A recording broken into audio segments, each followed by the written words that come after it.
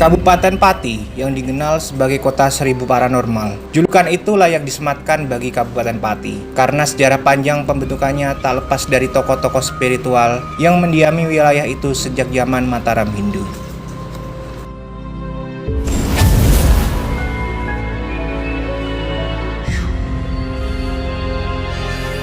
Jejak-jejak peninggalan tokoh spiritual yang turut andil membangun Pati kini masih bisa dilihat bila bertandang ke Pati.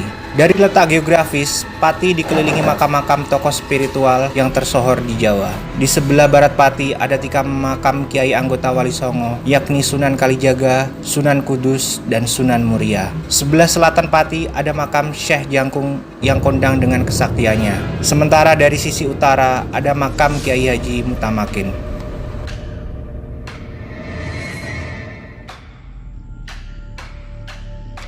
Berdasarkan keterangan dari berbagai sumber, menjamurnya paranormal di Pati sudah terjadi sejak zaman Mataram Hindu. Tak hanya itu saja, saking tersohornya sebagai gudangnya supranatural, pada masa pemerintahan Kerajaan Demak Bintoro, konon warga Pati juga diminta ikut berjuang melawan musuh.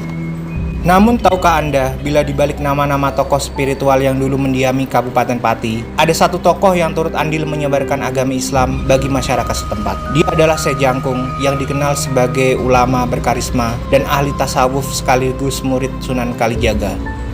Konon, Syekh Jangkung diutus Sunan Kalijaga menyiarkan Islam pertama kali di sebuah desa bernama Desa Miono. Menurut penuturan warga setempat, saat syiar Islam di lokasi itu, Syekh Jangkung sempat dituduh membunuh Branjung, lelaki kaya raya yang cukup terpandang di Desa Miono.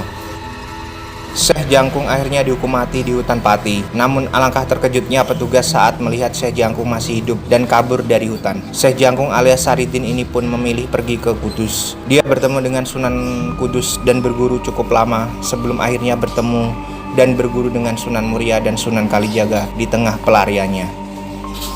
Setelah menjalani masa pelarian cukup lama, Syekh Jangkung lalu memilih pulang ke Pati setelah petugas pengadilan tidak mengejarnya lagi. Di rumah, Jangkung memelihara kerbau jantan berukuran besar dengan bentuk tanduk melengkung ke bawah yang diberi nama Kebo Dungkulando. Kerbau Jangkung ini menjadi terkenal di Pati karena dibawa kemana-mana oleh Jangkung. Lama-lama Sunan Kudus tahu kalau Jangkung pulang ke Pati, kemudian bersama menyiarkan Islam di daerah tersebut. Sejak itulah warga mengenal Syekh Jangkung sebagai ahli tasawuf saat syiar Islam.